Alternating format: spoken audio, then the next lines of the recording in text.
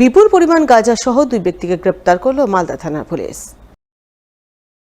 Police সূত্রে জানা গেছে, ধৃত দুজনের মধ্যে একজনের নাম নির্মল হালদার, বয়স 41 বছর, বাড়ি মালদা শহরে ঝলঝরিয়া এলাকায়, এবং অপরজনের নাম রাহুল মণ্ডল, বয়স 31 বছর, বাড়ি পশ্চিম বর্ধমানে।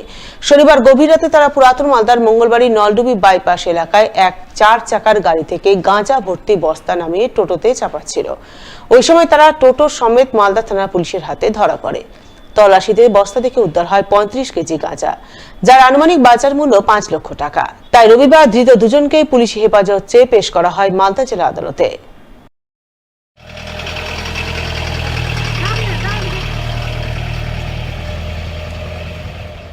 বাজারের মধ্যে বেআইনি আগ্নেয়াস্ত্র নিয়ে ঘোরাঘুরি করার সময় এক যুবককে পাকড়াও করল মালদা চাঁচল থানা পুলিশ। পুলিশ সূত্রে জানা গেছে, ধৃত যুবকের নাম আব্দুল বাশির, বয়স 20 বছর, বাড়ি চাঁচল থানার চন্দ্রপাড়া গ্রাম পঞ্চায়েত এলাকায়। শনিবার রাতে সে স্থানীয় কানাইপুর বাজারে বেআইনি আগ্নেয়াস্ত্র নিয়ে ঘোরাঘুরি করছিল। ওই সময় চাঁচল থানার পুলিশ বিশেষ সূত্রে খবর পেয়ে তাকে পাকড়াও করে। তল্লাশিতে ধৃতের হেফাজত থেকে উদ্ধার হয় একটি আগ্নেয়াস্ত্র সহ 2 রাউন্ড কার্তুজ। ধৃত যুবক কোথা থেকে আগ্নেয়াস্ত্র পেল, সে কি উদ্দেশ্যে আগ্নেয়াস্ত্র নিয়ে ঘোরাঘুরি করছিল ইত্যাদি নানান প্রশ্নের উত্তর জানতে রবিবার ধৃতকে 7 দিনের পুলিশি হেফাজত চেয়ে পেশ করা হয় চাঁচল মহকুমার আদালতে। মহদীপুর এক্সপোর্টার্স অ্যাসোসিয়েশনের 37তম বার্ষিক সাধারণ সভা হয়ে গেল রবিবার।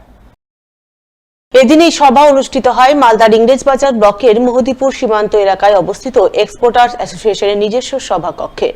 উপস্থিত ছিলেন মহদীপুর এক্সপোর্টার্স অ্যাসোসিয়েশনের সভাপতি নিখিল ঘোষ, সম্পাদক প্রসেনজিৎ ঘোষ, যুগ্ম সম্পাদক হৃদয় ঘোষ সহ আরো অনেকেই।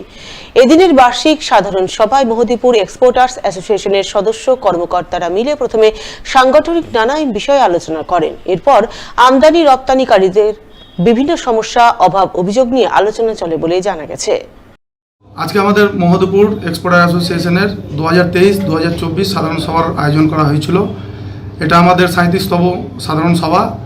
এই সাধারণ সভায় সাধারণত আমরা প্রত্যেকটা এক্সপোর্টার এবং বিভিন্ন সংগঠনের লোক আমরা এখানে একত্রিত হই, কারণ আমরা কিভাবে এক্সপোর্টটা বাড়াতে পারি এবং এই এক্সপোর্ট নিয়ে বিভিন্ন রকমের আলোচনার মারফতে যেগুলো তুলে ধরা হয়, সেগুলো আমরা রেজুলেশন আকারে ওগুলো আবার তারপরে সেই সিস্টেমগুলো চালু করা হয়। এবং আমাদের এক্সপোর্ট ক্ষেত্রে সুবিধা অ্যাপ, যে সুবিধা অ্যাপ সরকারের মারফতে চালু হয়েছে, সেখানে কিছু পরিবর্তনের জন্য আবেদন এসছে, সেগুলো নিয়েও আমরা আলোচনা করছি। আমাদের আজকে 2022-23-এর বাৎসরিক সাধারণ সভা।